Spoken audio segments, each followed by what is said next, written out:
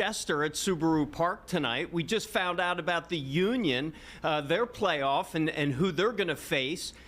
We also have probably the person plugged into the most of the FIFA World Cup coming here next year. Of course, Philly, one of the host cities. So sit back, relax. We got a great show for you. But first, we always start our show with a soccer highlight. Tom Loudon, how are you today? We got a big show. Doing well. It's a big show. Looking forward to talking to Meg about everything World Cup and the Union playoff. But like you said, we always start off with the youth. Let's roll our today's highlight. Who do we got? First one from Sporting PA's 2015 boys team. This is Jake. Check out that goal. We'll see it again. From way downtown, he beat the goalie over the top in the net. Beautiful goal. Great job by Jake. Don't forget, follow the show on Instagram at brotherly_love_FC, and that's where you can tag us and send us your highlights. We have another great one later in the show that you're not going to want to miss. I promise that. Where was that from again? Sporting PA, 2015 boys. So it's maybe some of those guys will be on the Union someday. Yeah, absolutely. Big day for the Union. Let's start with that. Absolutely. They had a great pep rally today down at City Hall. Sebastian Latou, our friend of the show, was down there. Taking pictures with the supporter shield. They had a bunch of Fang was out there, ton of fans. Philly out there. sports guy always getting his face in there, always face painted. Yeah, Philly sports guy. He lives the life. So they're getting ready because now we know who they're going to play starting on Sunday. Supporter shield always cool. It's the most points in the MLS, and now the attention turns to the playoffs. They play as of last night. They find out they play Chicago Fire. Yeah, absolutely. And the way the MLS playoffs works, if you're not familiar, is they had a wild card last night, which the Union was got a bye, so they didn't have to worry about. So Chicago played Orlando last night. Chicago won that game, which means they come to play the Union. Now, the first round of the playoffs in the MLS is a best of three. Home, road, home for the higher seed. So that's Union. Starts Sunday night at 5:30. The Union played Chicago twice this year, beat them both times. So hopefully you win the top two. You don't have to come back here for the third. But then after that round, everything's single elimination. And the one interesting thing about the first round in the best of three, if the game goes to overtime, or the game's tied at the end of regulation, there's no overtime. It goes right to PKs. So that's tough because as a favorite, it makes things difficult because, you go to PKs, anything can happen. Yeah. Chicago Fire comes to 5:30 game on Sunday. That'll be a good sports day. Maybe we'll watch the Eagles first and then watch a Union win against Chicago. You go down to Chester, you tailgate, watch the Eagles, and then walk in the stadium for the 5:30 game feeling good. So, yeah, it's Sunday's game one. Game two definitely is Saturday, November 1st out in Chicago. And then if it needs a game three, it'll be November 7th, Friday night back here in Chester. How did they do against the Fire this year? They won both games. They shut them out both times. They beat them 1-0 and 4-0 respectively. So they've won both games. But like we said, this is the tricky thing about the MLS playoffs. And as someone pointed out here last week on the show, usually soccer around the world, it's just your regular season. And the team who wins the regular season, like the Supporter Shield, is the champion. This is Americanizes it a little bit with this tournament and the postseason. You go to PKs, anything can happen. So it's not easy, but it's time for them to step it up. Best of three series, first round, and then single elimination. That's a strange format. Yeah, I think with the way soccer, it's not like you can play back-to-back days, right? So this first round is going to start on Sunday and may not end until November 7th. So if they did that for the whole way, they'd be playing until February. So they got to, and they start up in February. So it takes a while. And before the season, the expectations for this team were not that high. And now, you talk to these guys, and we have several of them, they're in it to win it. Yeah, if you win the Supporter Shield, expectations are high. And, that's one thing. It's the second time that the club's won the Supporter Shield. They haven't won the whole MLS Cup yet. So there's pressure there. And we also this morning found out about 3 guys being nominated for awards. Yeah. Can we check out those finalists? We have those finalists. Bradley Carnell, no surprise here. He comes in, and first of all, these guys love him. They, kind of change this attitude. And then, they win a Supporter Shield, and now who knows where. Yeah, I think we've talked about this just about every show. Obviously Jim Curtin was very popular. He did a lot of great things here. But sometimes when you switch it up, different style, different, culture around the club, and then now he's nominated for Coach of the Year. Then you had 2 defenders nominated for the best defender in the league, which you worry about them splitting the vote a little bit between the Philadelphia voters, like how that works out. But both Jacob Glesnes and Kai Wagner are nominated for Defender of the Year. That's awesome. Probably, again, no surprise, but who knows who wins that? Yeah, and then like I said, if you have the Philly, whoever votes from Philly, you got to decide between two guys on the same team. So, MLS Cup, I mean, this could go into December. Let's hope, right? Yeah, I mean, it's a long season. I mean, they start in February. I mean, soccer, even around the world, this season never seems to end. And then, they have breaks in between or whatever. But it's a tough grind. And that's why winning the Supporters Shield is such a big thing, because that's the length of the season to come out number one. Obviously, everybody wants to win MLS Cup, but that's why they celebrate the Supporters Shield like they do. And they had it out there at the City Hall pep rally today, taking pictures and all that stuff. And they're ready. They're keeping Kevin Sullivan back, too, from the youth team to keep him in the lineup, I guess, right? Yeah, especially with his brother Quinn out now, they need the bodies. All right. Good luck to the Union. Big pep rally today, but we got, a major fish to fry coming next year. We're talking FIFA World Cup. How exciting is this going to be? It's going to be great, and we have a lot to talk about with Meg, so I think we should just get ready to get to it. Yeah, Meg Kane coming up. She's heading up the effort here for the FIFA World Cup. Philly, one of the host cities. Exciting time. We'll tell you what's going on, how you can get involved, tickets and all. Don't go away. Brotherly Love FC coming back in 2 minutes.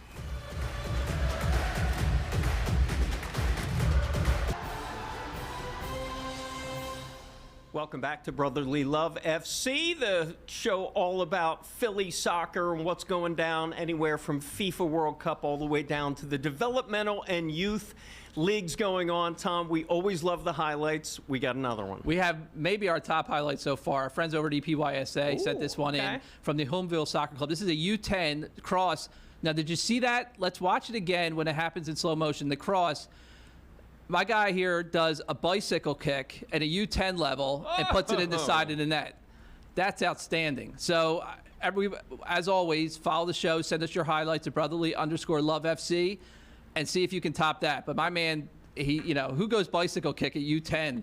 And what other show's going to put on a U10 highlight like that? Just us. Awesome. It's better than SportsCenter, guys. Yeah, right? Local kids. Absolutely. All right, well, like we were saying, FIFA World Cup coming next year to Philadelphia, one of the host cities, and we're joined by the person helping it put it all together. She's been there since the bid really kind of started. Welcome, Meg Kane. Thanks for coming in. Thanks for having me. Excited to be here, and that was a great bicycle kick. Yeah, I mean, that was amazing. I know. That's what you see, a lot of great stuff, but you don't see many bicycle kicks at U10. Not at U10, no, for sure. So watch out, Kevin Sullivan. Yeah. So we got a lot to get to. Yes.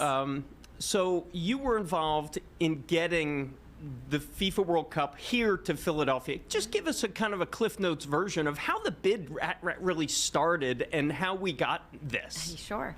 Well, the bid actually for FIFA World Cup 26 started for Philadelphia 2 days after the NFL draft concluded.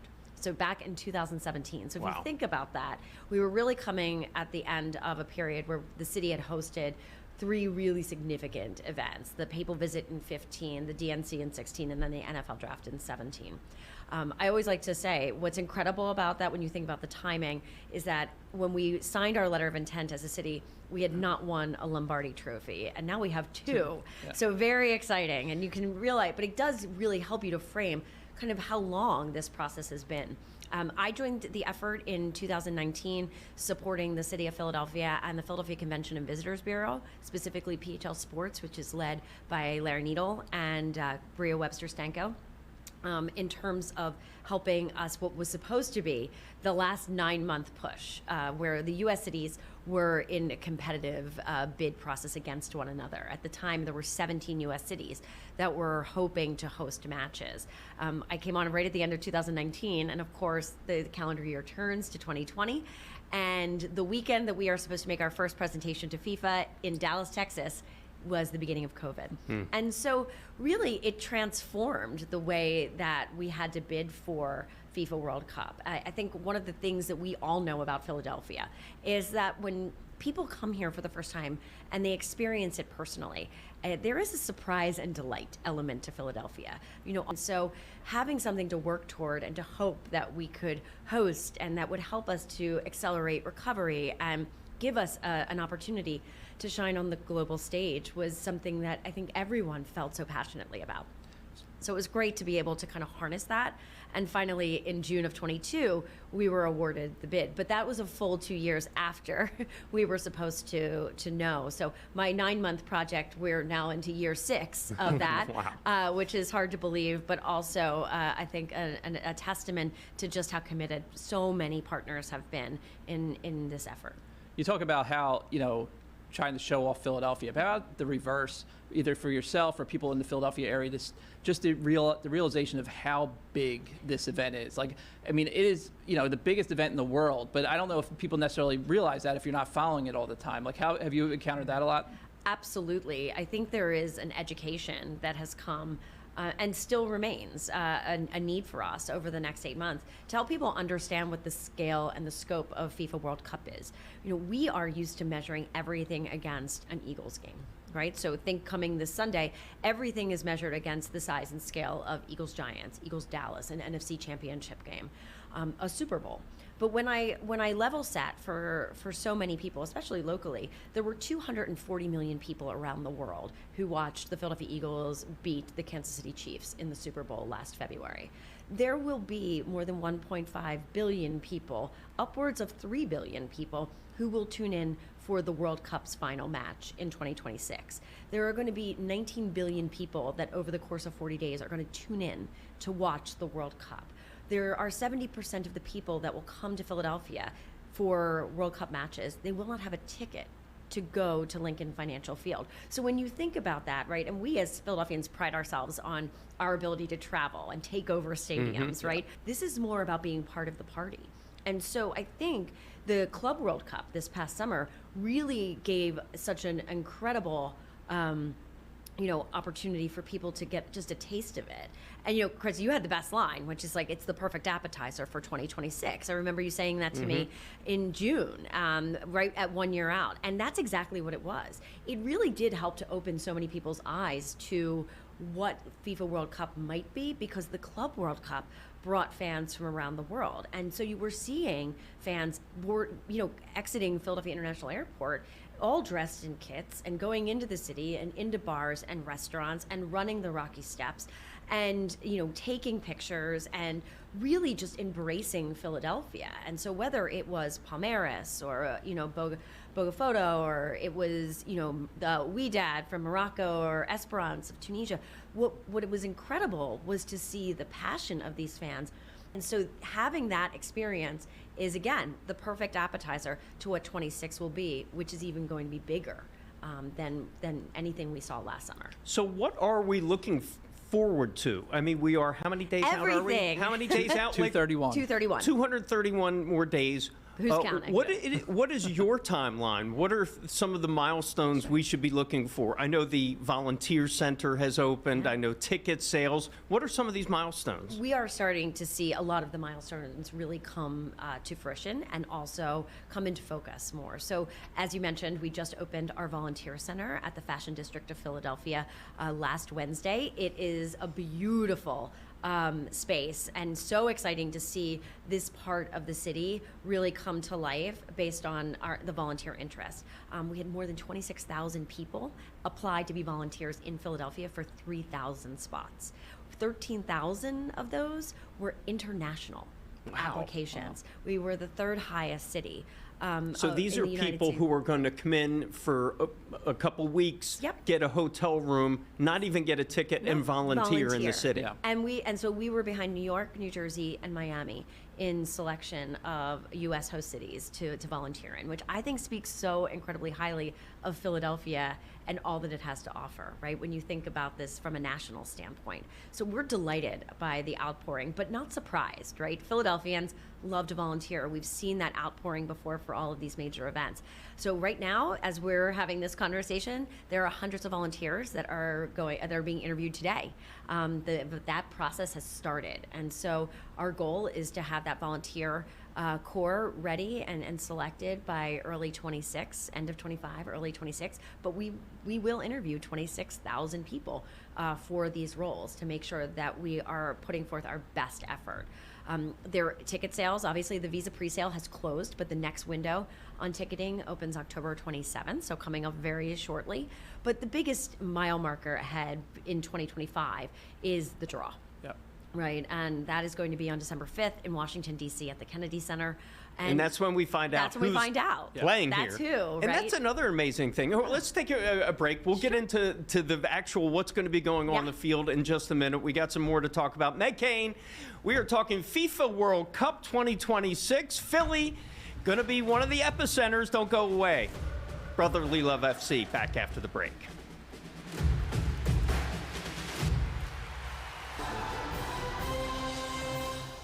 Welcome back to the show. We are talking with Meg Kane, Philadelphia Soccer 2026, preparing for the FIFA World Cup. What an exciting time. What an exciting job you have. It is a very exciting job. A little tiring at times. I can imagine. But it's an incredibly exciting job. And really, in the context of everything that's happening for 2026 in Philadelphia, I'm a native Philadelphian, so I couldn't be more proud and honored to be sitting in this seat, and want to make sure that I do my hometown proud. And I know that everyone at Philadelphia Soccer 2026, led by Dan Hilferty and Michelle Singer as our co-chairs, feel exactly the same. This is such an incredible opportunity for the city, and it's generational, right? This is the really marquee sporting event around the world, and so we won't have this opportunity maybe again for a long time, and we want to make sure that we maximize the impact on it, not just for 26, but in the years beyond. You're building the runway to what's coming in June. Let's show the dates. Sure. What are we actually looking at on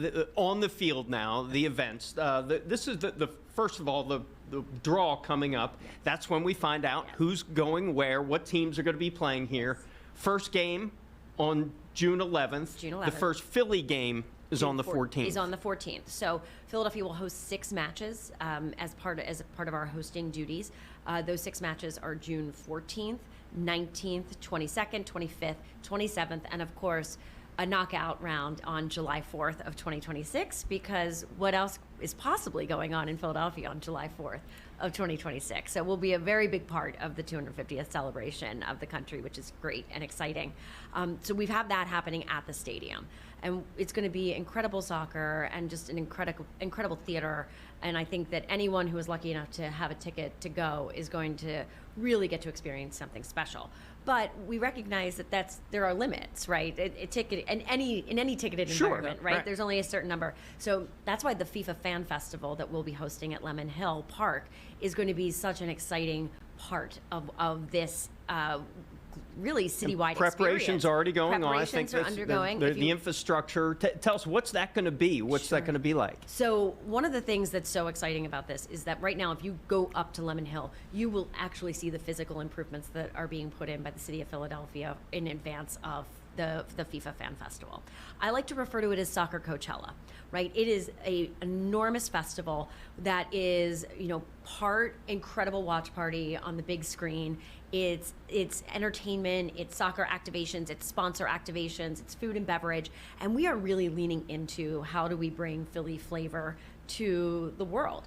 And so for us, we are really thinking about how that comes to life in food and beverage. We're also thinking about how we can highlight a lot of the local talent and culture that's here, make sure that there's opportunities for small business. But at its heart, it is an enormous watch party that will have between 10 and 20,000 people per day at Lemon Hill Park watching the matches. So again, the schedule will help us to inform what every day looks like, but our hope is to be open all 39 days of the tournament, 34 match days, which is exciting, including the final on July 19th. And after, to have Lemon Hill Park be a physical legacy of hosting the World Cup. That is, it's a benefit to the 13 neighborhoods that have been so gracious and kind to allow for this to happen in such a beloved park, but also to leave it better than we found it, with a great infrastructure and then some long-term upgrades that will happen after the FIFA Fan Festival concludes. You talk about the legacy aspect of it, and you see this with the Olympics a lot as well. Not just at Lemon Park. How important is that, and where will people see that? If you live in Philly, you live in a neighborhood. How will this leave a lasting impact on my community, on youth, and all that? Absolutely. So one of the things I should note about the FIFA Fan Festival is that it is free to enter. So one of the things that we really wanted to make sure is that there weren't economic barriers to people to enter, right? There's food and beverage and things like that inside, but we didn't want there to be a cost entry. So that was really important because this is an opportunity for everybody, residents and visitors alike, to be part of that.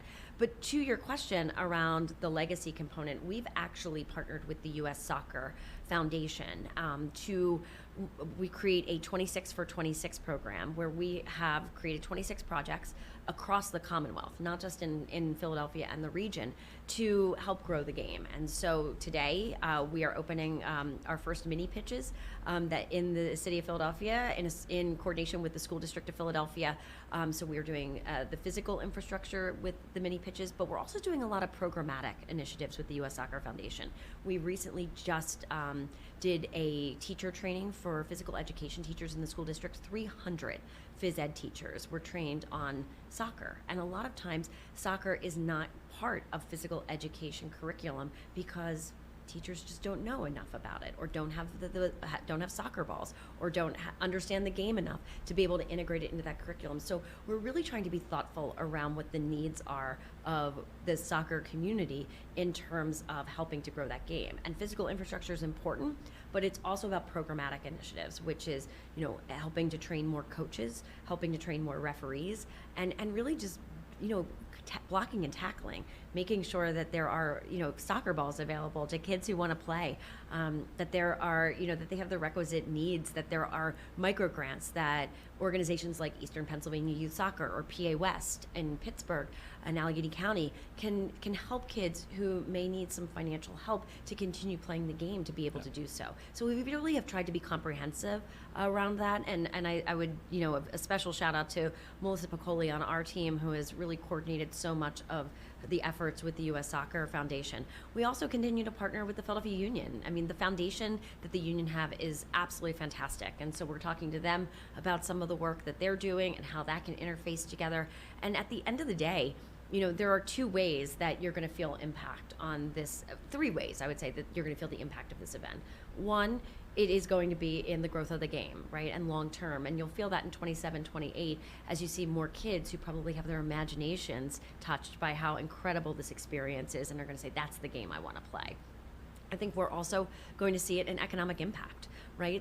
When you bring 500,000 people into the city of Philadelphia for 39 days and they are looking to have a good time around their favorite sport, they're going to have that. And then last but not least, I think hosting the World Cup really does make anything else possible for the city, right?